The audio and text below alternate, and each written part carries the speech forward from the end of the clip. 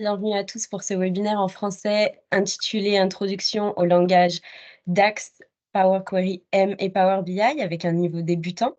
Ce webinaire sera facilité par Marc-Aurèle Nigé qui travaille avec la section FIS, donc Field Information Services.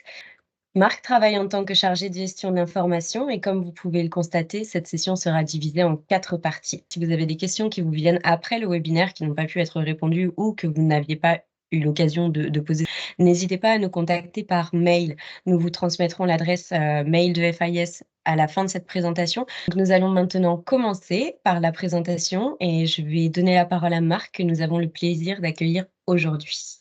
Oui, merci beaucoup Manon et merci aux collègues d'avoir rejoint la réunion. Je vais partager le slide. Je vois parmi les participants, il y a des personnes qui ont différentes expériences. Je peux noter également ceux qui ont déjà, comment dire, des compétences dans l'utilisation de Power BI. Donc, on ne va pas juste collecter des questions. Mais dans la partie questions, je crois qu'on est aussi ouvert à recevoir vos expériences, à ce que vous partagez vos expériences pour enrichir les discussions. Donc aujourd'hui, ce webinaire, c'est spécifiquement pour introduire et fournir les informations de base à propos du langage Power Query M et DAX qui sont des outils qui sont pas seulement utilisés pour Power BI.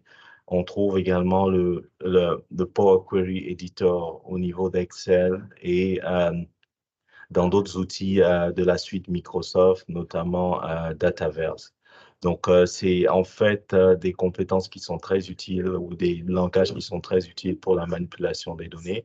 On le verra dans les slides qui suivront. On va commencer par la première partie de notre webinaire qui concerne le langage Power Query M. Et dans cette partie-là, il s'agira de comprendre l'utilisation de base de Power Query M. Ensuite, on va faire la séance questions-réponses par rapport à ça. Comme je disais, pas seulement les questions sont bienvenues, vous pourrez aussi partager vos expériences pour enrichir les discussions. Et donc, dans la deuxième partie du webinaire, on va aborder tout ce qui est en rapport avec le langage DAX et également on collectera vos questions. Voilà. On commence tout de suite avec le langage M. C'est un langage, en fait, c'est une technologie développée par Microsoft pour l'extraction, la transformation et le chargement de données. On l'utilise de manière extensive sur Excel et de nos jours, c'est également disponible sur Power BI. Et donc, ça vous permet de vous connecter à différentes sources.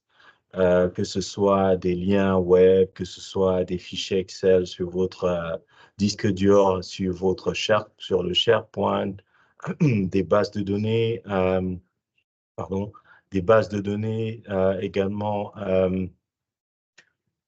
En fait, tout fichier qui peut être référencé, vous pouvez y accéder, sous-entendu que vous avez les détails de connexion à ce fichier. Également, partie transformation, ce langage fournit des fonctionnalités avancées pour pouvoir traiter les données, qu'il s'agit de nettoyage, l'automatisation de nettoyage, et pour ça, il faut s'assurer que vos données aient une structure et que les fonctions qui sont appliquées être peuvent être reproduites sur différentes sources de données. Donc, il faudra la consistance entre vos différentes sources de données, de telle sorte que la liste des requêtes que vous aurez, ou bien des instructions de transformation de données que vous aurez enregistrées sur l'outil puisse s'appliquer aux différentes données que vous allez connecter à un projet d'analyse de données particulier. Également, dans la partie chargement, sous Excel, quand vous finalisez la connexion et la transformation de données, vous pouvez soit charger les données dans une feuille de calcul Excel ou le charger dans le modèle de données pour faire des requêtes plus avancées, notamment pour des requêtes avec Power Pivot. Donc, Du coup, niveau Power BI, toutes les données qui sont manipulées à la suite sont téléchargées dans le modèle de données. Et après cela, vous pouvez effectuer, en utilisant par exemple DAX ou les outils qui sont disponibles sur l'interface de Power BI, des manipulations ou des analyses éventuelles des données. Donc, en termes de caractéristiques, pour les AMO, c'est peut-être plus évident s'il y a des HEO qui sont parmi les participants. En termes de caractéristiques, c'est important qu'on présente les caractéristiques. Je crois que c'est la base pour décrire un langage. Le langage M, c'est un langage fonctionnel. Euh, Chaque étape est basée sur l'étape précédente. On parle de séquentiel. Du coup, en termes d'évaluation des différentes requêtes que vous faites ou bien des instructions que vous donnez en termes d'analyse de données, pour que si vous avez 4 actions, pour que l'action 3 puisse être évaluée, il faudrait que l'action 1 et 2 aient été effectuées ou bien évaluées avec succès pour que l'action 3 ou l'instruction 3 puisse être exécutée. C'est ce qu'on entend par fonctionnel et séquentiel. En termes des dénominations des variables, on va voir parce qu'on va faire un petit démo en ce qui concerne le langage .M. On a différents outils et variables qui sont utilisés dans la plateforme. Ces variables, pour cette définition des noms des variables, c'est sensible à la casse.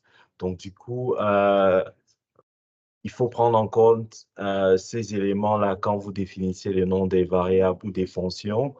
Un marque avec M majuscule ne sera pas évalué de égal ou équivalent avec marque avec M minuscule. Également, les espaces sont considérés et du coup, par exemple, pour les noms des variables, si vous marquez certaines variables ou noms de fonctions avec des espaces, dans le langage, je veux dire dans l'éditeur du langage M, les espaces seront remplacés par des caractères spéciaux pour s'assurer qu'il n'y ait pas d'erreur dans l'analyse des données, l'analyse des données.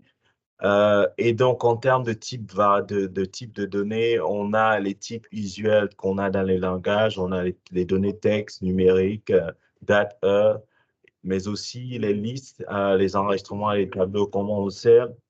Le langage M permet de manipuler les tableaux et on va le voir dans la petite démo qu'on va faire.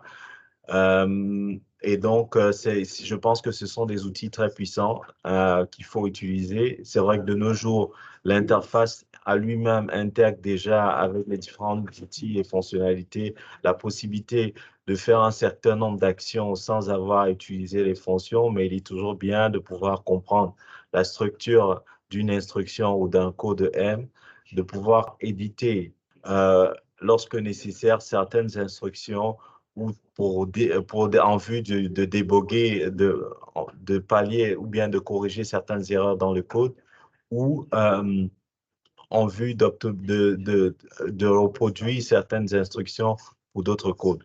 C'est ce que je fais généralement pour certains travaux que j'ai à faire si je travaille sur différents Power BI qui accèdent à différents types de données. Si je veux pouvoir rapidement, sans avoir à faire plusieurs clics sur l'interface, reproduire une liste d'instructions, je vais copier à partir d'un Power BI que j'ai développé précédemment, l'intégrer dans une requête vide et on va voir un peu ce que c'est et ensuite faire quelques modifications sur les noms de variables, ainsi de suite. Et une fois que c'est soumis et appliqué, on a immédiatement une requête complète avec une table, des colonnes qui sont ajoutées et ainsi de suite. On va le voir si on a assez de temps. En termes de commentaires, ça aussi, on va voir. Donc, peut-être que là, je vais quitter le mode présentation pour qu'on aille sur la partie Power BI proprement dit, pour voir un peu certaines de ces bases-là qui sont liées au langage Power M. Donc, ce que je vais faire, je vais ouvrir Power BI. Maintenant, tu peux confirmer quand tu vois mon écran. Oui, tout à fait. Nous arrivons sur, Power BI actuellement. Super. Donc là, on a la page d'accueil de Power BI, quand on a mentionné le langage M, on a parlé de chargement on a parlé d'accès aux données, ensuite de modification des données et puis de chargement. Donc, la première étape, c'est charger des données tests pour cette démonstration. Donc, ce que je fais, pour la plupart du temps, les données que nous utilisons sont sur le SharePoint. Donc là, ce que je fais, et ça, c'est une recommandation, c'est plus simple d'avoir le lien pour accéder à un fichier en ligne et pouvoir faire une importation à partir du web sur Power BI. Ça permet d'accéder aux données plus rapidement et d'intégrer efficacement les données et aussi en termes de mise à jour, que ce se fasse de manière plus instinctive et ça permet aussi également d'éviter gérer la concurrence d'accès si on a plusieurs utilisateurs qui accèdent au même fichier.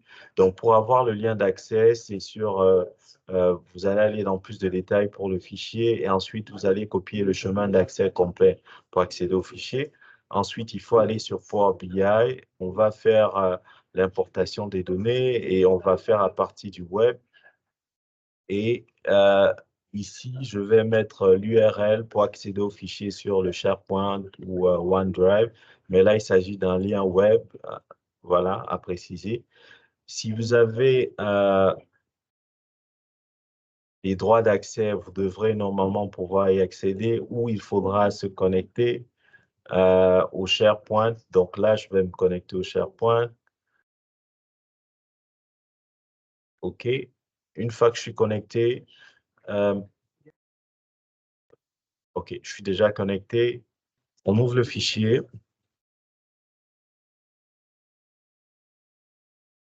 Et donc, là, on voit déjà les deux feuilles qui sont disponibles dans le fichier.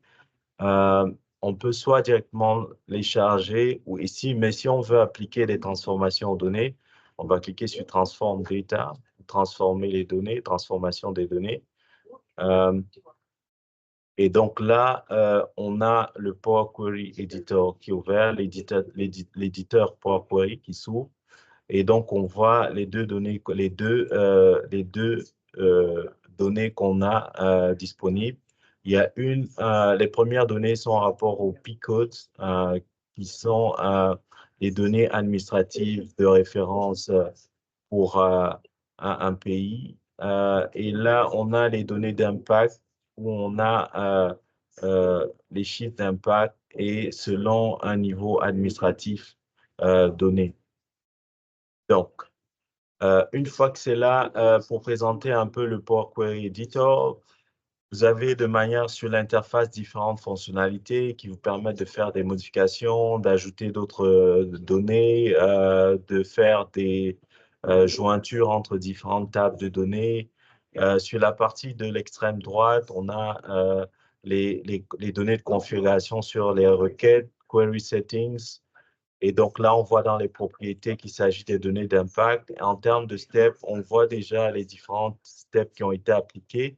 On a la source, on a la navigation vers la source, et puis la promotion des headers et le changement de type. Et donc, ici déjà, par rapport au changement de type, on voit, et là, on peut accéder déjà dans la barre de formule, on peut voir déjà une instruction. Pour chaque étape, on peut accéder en l'instruction qui est en rapport pour le code query. Et donc, ici, on a, pour chaque étape, on voit le code M qui est associé. Pour voir l'ensemble des steps, il faut faire un bouton droit sur la requête et aller sur l'éditeur avancé. Et là, vous avez l'ensemble des étapes ou des instructions de transformation des données pour cette table précisément. On voit la source qui est le fichier Excel sur mon disque dur. S'il s'agissait d'un lien web, on aurait le lien web. Et donc, en termes de structure, on voit que tout code M doit débuter par l'instruction let et, et avoir aussi une instruction in ou un code in à la fin. Pour chaque code entre ces deux, mots-clés ou termes-clés, on a pour chaque ligne de code qui doit se terminer par la virgule et à l'exception et la dernière ligne qui n'aura pas de virgule, la ligne et qui sera la ligne avant le in. Et également, chaque ligne de code a un nom ou une référence. Si la référence contient des espaces, je l'ai mentionné plus tôt, par exemple, donner impact sheet. Dans ce cas-là, l'éditeur Power Query ajoute automatiquement l'insigne H et puis les doubles quotes avant et à la fin du nom de code, bien la référence de la ligne de code. Ensuite, on a différents types de fonctionnalités qu'on peut exercer. On peut, par exemple, avoir des fonctions de base qui consistent juste à faire des additions ou des soustractions ou de concaténer. Donc, on peut faire aussi concaténer différents éléments, différentes colonnes. Et donc, pour voir ça en pratique, par exemple, là, on a notre feuille Excel qui constitue sur Power Query M une table. Je peux ajouter une colonne, par exemple, une colonne spéciale. Et donc, je mettrai un nom de colonne ici qui sera peut-être le total, le total des impacts. Et donc, ce sera, par exemple, des pertes plus les blessés. Et donc, du coup, ça va ajouter, et là, on a des erreurs. Pourquoi? Parce que certaines valeurs dans la table sont nulles. Et donc, Power Query M ajoute des données, peut effectuer des opérations uniquement sur des données de même type ou pour lesquelles les conversions automatiques sont disponibles. Donc, par exemple, ici, s'il faut éditer ce code M, il faudra remplacer pour chaque valeur nulle par une valeur de 0. On peut le faire soit au niveau de l'interface ou modifier le code en lui-même et on va utiliser un if. Et donc, par exemple, s'il s'agit des pertes, voilà, on peut dire if si une perte est égale à nul, parce que la valeur nulle au niveau de Power Query M c'est nul, ça s'écrit nul. Donc, je mets 0 et else, je retourne la perte, par exemple. Et donc, si on a ça, par exemple, si j'ajoute ça comme colonne, et donc au niveau de l'interface, ça va remplacer les nuls par des zéros ou bien les dash. Je crois que là, il s'agit plutôt de dash. Donc, du coup, ici, ce sera ça. Voilà. Et donc, avec ça, on corrige une erreur sur la colonne et ça va permettre de faire les additions entre... Si on fait la même chose pour les blessés, ça permet de faire des additions. Donc, pour chaque opération, il faut s'assurer que les types de données, que les données sont nettoyées et on a différentes fonctionnalités pour ça. Dans la présentation, on a un lien vers la référence en ligne pour accéder à toutes les fonctions qui sont ou opérations qui sont disponibles sur Power M pour pouvoir faire ces additions-là. Également, on peut faire des opérations sur les tables. Par exemple, on peut on peut associer les impacts avec les P-codes. Par exemple, là, on voit bien que les codes qui ont été utilisés pour la table impact, il s'agit du code pour le niveau administratif 4. on peut les associer avec, par exemple, la table des P-codes, prendre le niveau administratif 4, faire une jointure là-dessus. On se rend compte que je dois sélectionner les deux aux deux différents niveaux. Ensuite, là, choisir la colonne qui m'intéresse. Par exemple, je peux prendre je peux prendre je peux prendre le nom des niveaux administratifs 4 et ça va s'ajouter à notre feuille impact. Et donc ça, par exemple, ça c'est fait avec les fonctionnalités de l'interface pour voir le code qui est lié à ça. Si je vais dans l'éditeur, on voit bien que là, pour faire comme la jointure entre les deux tables, l'expression pour ça, c'est table nest join. Et là, on prend la référence, on a dit que c'était un langage séquentiel et fonctionnel. On prend la référence en 1 de la requête précédente. Ensuite, on prend les différentes tables, les différentes colonnes ou variables des deux tables qu'on va associer. Là, sur lesquelles on va faire la jointure, il s'agit du code et du P-code dans la table admin. Ensuite, on fait cette jointure et la dernière instruction ici, et ça, il s'agit du table expand column. On va faire la jointure et on va sélectionner une colonne qui est la colonne, le nom, le nom du niveau administratif 4. Donc ça également, c'est un autre exemple au niveau de fonctionnalité pour les colonnes. Et donc, une fois que c'est fait, peut-être une dernière notion avant qu'on ne passe aux questions, s'il y en a, c'est que en faisant ces jointures, en faisant en appliquant ces différentes opérations sur les tables que nous avons importées, on crée un modèle où il y aura un modèle qui sera créé à la suite et téléchargé pour pouvoir être exploité avec d'autres fonctionnalités, notamment DAX. Donc, si on va sur Vue et qu'on regarde les dépendances entre les différentes requêtes, nous voyons que les données sont téléchargées à partir de mon SharePoint. On a la table des codes administratifs et la table des codes administratifs est liée à la table des données d'impact.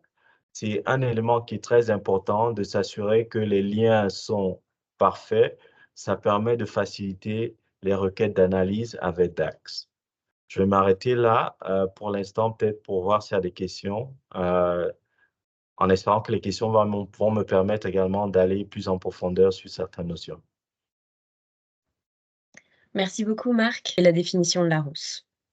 Donc, concaténer désigne l'action de mettre bout à bout au moins 2 chaînes de caractères pour n'en former qu'une ou une troisième.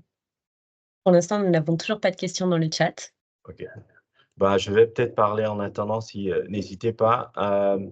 Donc, sur la partie Power Query M dans l'éditeur de code, souvent, quand on va d'une opération à une autre et il y a des Power BI qui sont développés, je pense qu'une bonne pratique serait d'ajouter des commentaires dans le code.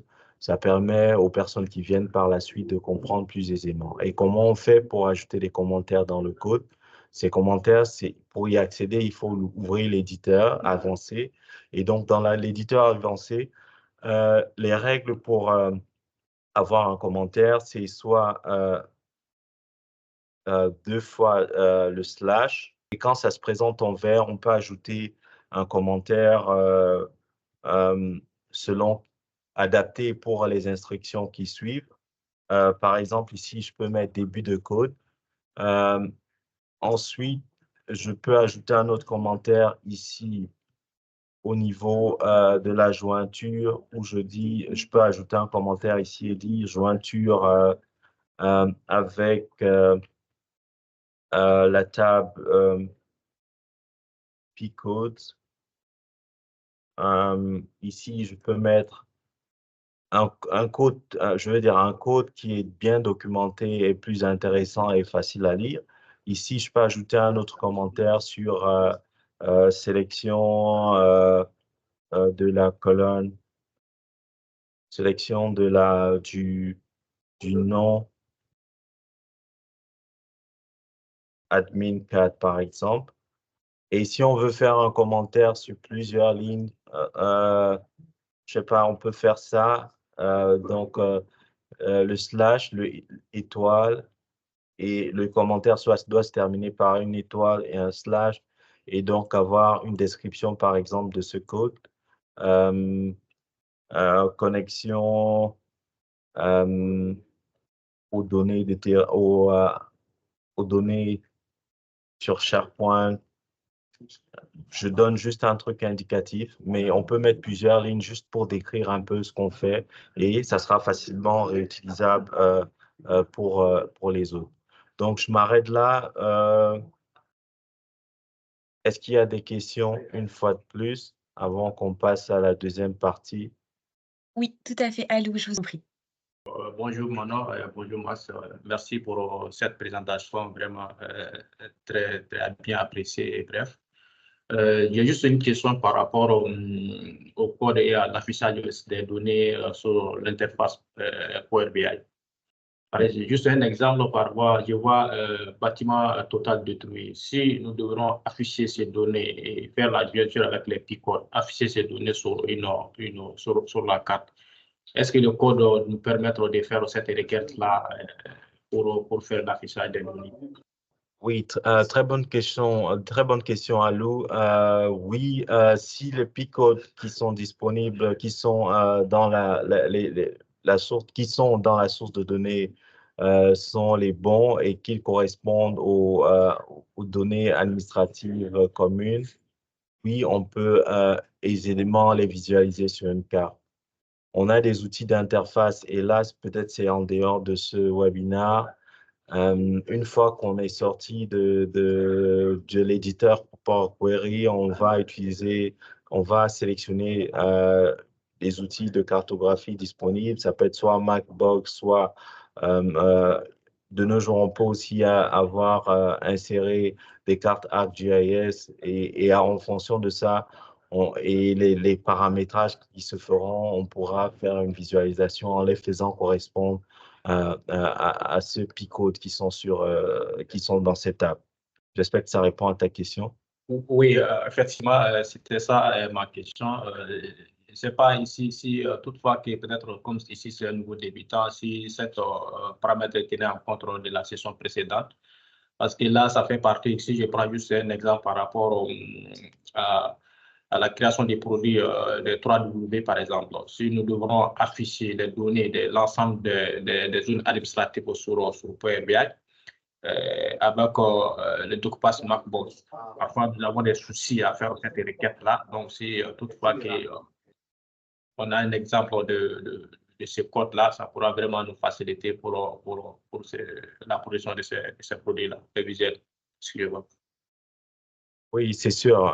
Et on pourra en parler plus en détail bilatéralement ou dans les sessions à venir qui concernent Power BI et DAX. Et concernant les données de référence sur les COD, c'est disponible sur différentes plateformes, notamment HDX. Il faudra télécharger et nettoyer les données que vous avez collectées pour s'assurer que ça match ou que ça correspond à ce qui est disponible sur HDX. Donc, s'il n'y a pas d'autres questions, on va avancer. Donc là, on a fait quelques traitements.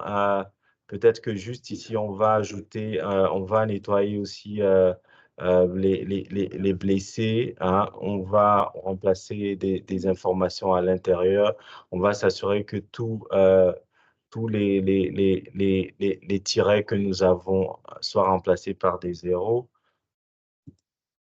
Voilà. OK. Et donc, le type de données aussi, c'est important. On va s'assurer que ça passe, que ce soit un chiffre entier. Pareil pour les pertes clean, on va faire un chiffre entier. Et voilà. Et donc, avec ça, on va charger les données maintenant dans le modèle. Voilà. Une fois que c'est dans le modèle, dans la partie data, vous donner en fonction que vous avez un port BI, vous avez installé la version du logiciel en français. La liste des requêtes vont s'afficher sur le panel de l'extrême droite. On a les données d'impact, on a les P-codes. Alors, qu'est-ce que c'est DAX? DAX nous permet de faire des calculs complexes de données. Ça se fait sur des colonnes, ça peut se faire sur des tables, des tables et également ça peut se faire, en fait, ça se fait sur toutes les données qui sont de type tabulaire. On va voir plus en détail différentes fonctions. Et donc, les trois éléments clés, et je crois fonctions clés de DAX, c'est nous avons premièrement les mesures. Une mesure qui nous permet d'effectuer un traitement sur différentes colonnes. Par exemple, voilà, ici, on a les données de bâtiments, les données d'impact sur les bâtiments et on a les pertes en vies humaines. Et donc, par exemple, une mesure, et on peut créer une mesure là tout de suite, une mesure comme celle-ci nous permettra, on peut dire total impact humain et ici, ça nous permettra d'avoir une valeur scalaire, c'est-à-dire un nombre, pas une table, donc un nombre qui sera la résultante de l'ensemble ou bien de la somme des personnes blessées au niveau des données que nous avons. Et je crois qu'on peut ajouter, par exemple, ça, je crois qu'on a une décision à faire, par exemple. Voilà, on a cette mesure, total impact humain, pour laquelle on peut mettre les pertes clean.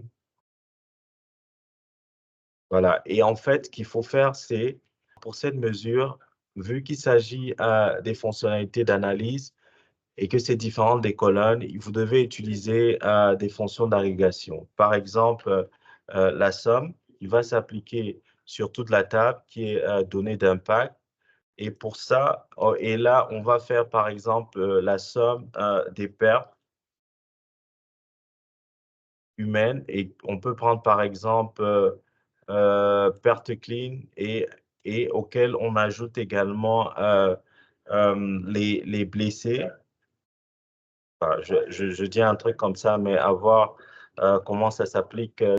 Donc, si j'ai quelque chose de ce genre, OK, et que par exemple, je prends un visuel, par exemple, un card comme ça, et que j'applique ma mesure, que je mette ma mesure comme champ, là, on verra le total des pertes.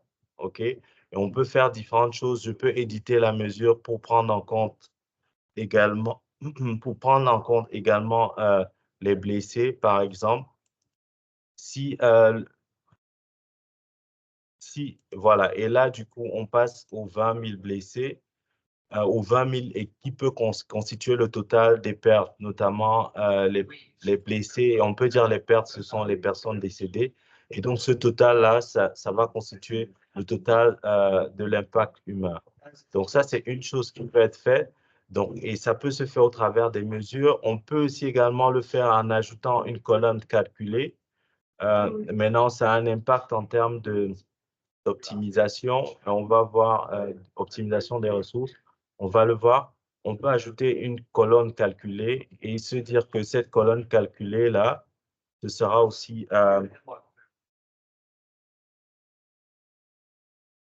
et ce sera la somme des pertes et des blessés, par exemple. On arrive au même résultat parce que également, si je prends un autre cadre et que j'ajoute ce total d'impact là, on a les 20 000, ça fait la somme. Mais maintenant, en termes de gestion des ressources, et on peut voir ça dans la mesure où, par exemple, on va télécharger ou bien on va importer toutes les données du HPC. Si vous ajoutez une colonne calculée pour le total des personnes atteintes au travers ou bien le total des personnes ciblées pour différentes activités humanitaires, vous voyez le nombre d'espace que ça prend comparé à la mesure qui est totalement en mémoire et fait le calcul uniquement lorsque cette fonction est sollicitée par un visuel. Donc, en termes d'optimisation, et on le verra dans les webinaires plus avancés qu'on fera sur Power BI, on va aborder les notions d'optimisation. Donc, la mesure pour moi, c'est mon choix numéro 1 en termes de calcul ou bien d'analyse sur les données, parce que c'est entièrement en mémoire. Il y a une utilisation optimale. On n'applique cette fonction que uniquement quand c'est nécessaire. Les colonnes, on peut voir, il y a certains cas précis où c'est intéressant, mais pour ce cas où il s'agit juste de calculer des totaux ou ainsi de suite, c'est plus simple de le faire là comme ça. Et dans le cas contraire, par exemple, si on veut faire, je ne sais pas quoi, si je donne un autre exemple, hein, on veut par exemple voir, on a un champ date. Par exemple, ici, on a le report date. OK? De nos jours, avec Power BI, automatiquement, on a la hiérarchie jour, mois et année, ainsi de suite. OK? Si on regarde ça dans l'optique d'une feuille Excel où on va, par exemple, avoir l'année, essayer d'extraire le jour, hein, extraire le mois, extraire l'année. Au lieu de le faire ici et de prendre de l'espace mémoire, peut-être on peut le faire sur Power Query M, et supprimer les colonnes qui ne sont pas utiles. Du coup, on gagne en espace et ça fait en sorte que pendant l'exécution du Power BI, que les choses se font plus rapidement. Donc, on a vu les colonnes calculées qui sont insérées. On a vu également un exemple de mesure. En termes maintenant de structure pour une mesure, on peut regarder la mesure que nous avons ici. On voit que ça commence par une référence pour le code. Ensuite, on a les fonctions. On peut intégrer des variables. Par exemple, là, si je veux intégrer une variable, je ne sais pas, une variable temp auquel je donne 1, une fois qu'on intègre les variables à l'intérieur, ici, le return, on doit retourner une expression scalaire. Et donc, il faut aussi le mot-clé return dans ce code-là. Donc, quand on utilise la variable, la première chose, c'est avoir la référence, ensuite le égal, ensuite le mot-clé variable. Ensuite, on définit la variable et sa valeur et une instruction return qui va retourner une valeur scalaire. Par exemple, si je veux, si je veux, et ça, on va faire appel aux fonctionnalités de filtre. Si je veux uniquement faire le total d'impact dans une province, une région, ou dans un certain niveau administratif, pour le faire, je vais utiliser le filtre. Hein. On peut utiliser la fonction, par exemple, calculer table.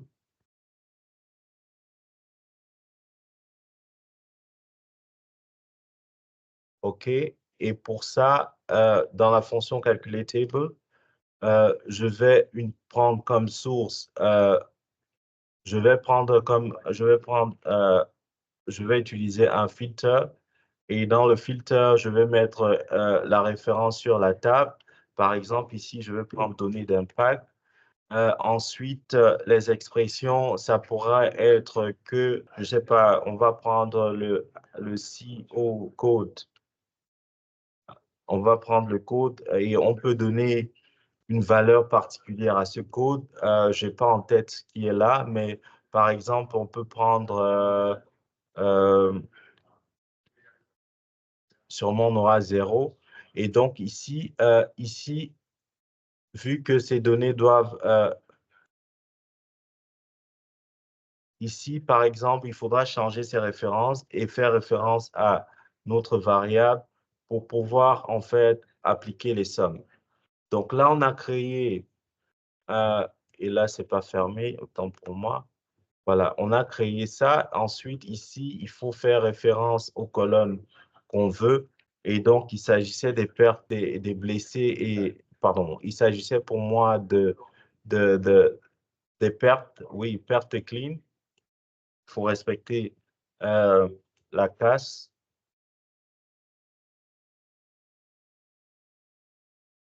OK. Et donc, une fois que c'est fait, on peut faire référence à, autant pour moi, je vais prendre d'abord la table.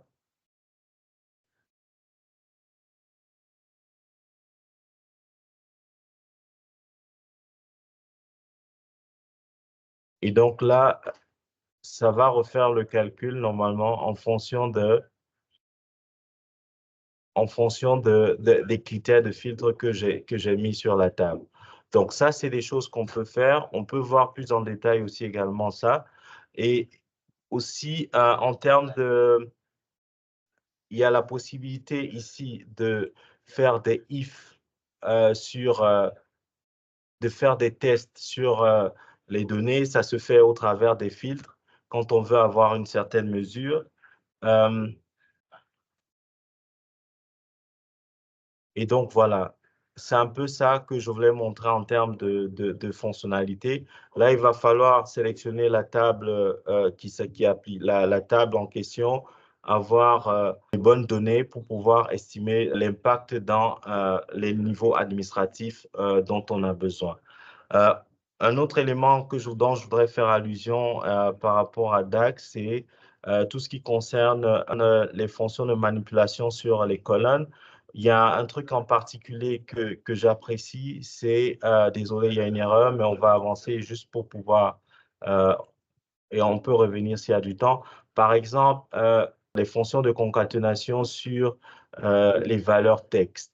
Par exemple, ici, on a, en faisant la jointure, on a intégré à la table de données des impacts, on a intégré le code et le nom du niveau administratif. Donc, si par exemple, j'ajoute une nouvelle mesure, et ça, on le verra plus en détail sur, pendant comment dire, le webinaire avancé. Donc, je peux avoir ici la liste des niveaux administratifs. Ici, je ferai peut-être un concat.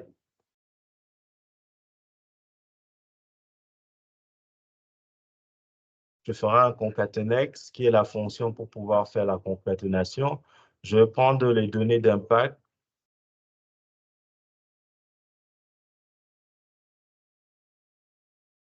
Je vais faire un distinct sur une colonne particulière. Je vais prendre ici la colonne P-code. Je prends la colonne code, autant pour moi. Voilà, là, c'est bon, on a ça. Et donc, ici,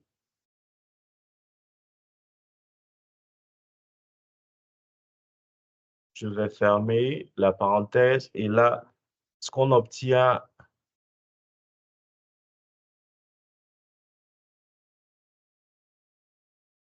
il faut mettre un délimiteur.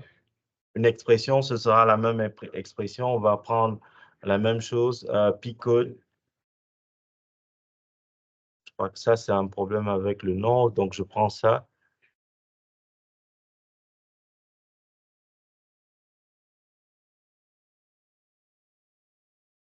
OK.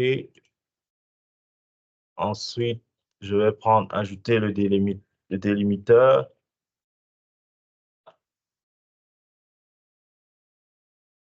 Et on peut mettre l'ordre. Et donc là, on a notre fonction. Voilà. Et donc là, par exemple, si je l'utilise, là, on a la liste distincte. On a la liste distincte et pour voir à quel niveau ça peut être utile. Parfois, quand un collègue a parlé de la 3W, parfois nous faisons des 3W. Dans ces 3W, on produit, on visualise dans certaines tables la liste des, comment dire, des provinces avec un certain nombre, avec des, comment dire, qui ont été affectées. Hein. si pour chaque province, au lieu d'avoir un tableau qui est grand, pour chaque province, si on a un admin 1 qui est la province et que pour chaque province, on a des communes, par exemple, si au lieu d'avoir un tableau avec autant de lignes, autant de communes autant de communes, on veut avoir un tableau plus synthétique avec la province et la liste des communes, il suffira par exemple d'avoir, et là ça peut se voir peut-être même ici par exemple, si je mets un tableau ici et que là je mets comment dire, ma liste de P-code, ma liste et que là j'ajoute, parce que les tables sont liées, et que j'ajoute le niveau administratif, disons 3.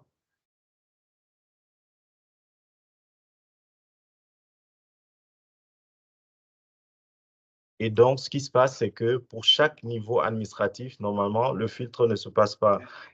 Quand le filtre est automatique, pour chaque niveau administratif, on obtiendra la liste des, comment dire, et là, il faut voir les relations pour s'assurer que ça marche.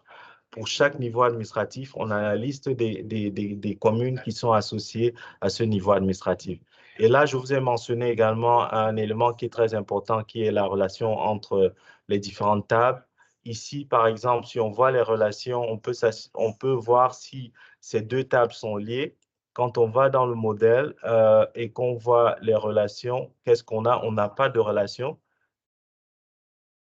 Si j'ajoute une relation entre la table P-code et la table données d'impact et que je le fasse sur le niveau administratif 4, OK? Voilà. Maintenant, vous voyez, parce que j'ai créé une relation entre les deux tables, sur le P-code, je parviens à voir pour chaque niveau administratif 3, la liste des communes qui sont associées à ce niveau administratif. Donc, on peut faire des exercices similaires. Et pareil, par exemple, si j'ajoute à cette table-là les blessés, et donc là, on aura, par exemple, ici, on aura la somme des blessés pour chacune de ces provinces-là. Le tableau va automatiquement faire l'agrégation pour pouvoir avoir ces résultats-là. Et donc là, c'est juste un tableau. Également, là, si on ajoute le P-code pour chacune de ces provinces-là, si on considère la mine 3 comme la province, ces éléments-ci peuvent être cartographiés. Un collègue a posé la question, il va falloir sélectionner le type de visualisation. On peut faire un field map, on peut insérer plutôt une carte Mapbox et il y aura un mapping qui sera fait entre le P-code et les données de référence sur la carte pour pouvoir visualiser les données agrégées pour certaines par niveau administratif, ainsi de suite. Juste pour voir s'il y a des questions et sinon, je continue. Ouais. Merci beaucoup, Marc. Pour l'instant, nous n'avons pas de questions. OK, super. Donc, en général, je dirais que le langage DAX est un langage très puissant qui permet de faire différents niveaux d'analyse sur les données qui sont disponibles. On a vu qu'on peut faire soit au niveau de l'interface, soit en utilisant des codes, faire des agrégations. On a vu que c'était possible de faire des concaténations sur différents types de données, notamment les données texte. On a vu que c'est possible de faire des agrégations également sur les données en s'assurant qu'il y ait toujours une table de référence et qu'on sélectionne, qu'on ait des types de données qui sont agrégables, sur lesquels on peut faire des agrégations. Une fois que ces critères sont remplis, on peut faire ces regroupements des données et utiliser dans les différents outils visuels qui sont disponibles sur Power BI. Il y a une partie qui est importante et peut-être qu'on va voir également dans les webinaires avancés qui est en rapport avec tout ce qui est conditions, comment voilà, utiliser les options de filtre, les options de filtre qui sont disponibles avec DAX ou Power M pour arriver à avoir des résultats plus raffinés et faire en sorte que tous nos outils, tous nos visuels, ce filtre comment dire, sont reliés entre eux de telle sorte que quand on applique un filtre sur tous les éléments de la plage, que cela puisse, comment dire, qu'on puisse avoir les filtres appliqués sur tous les éléments.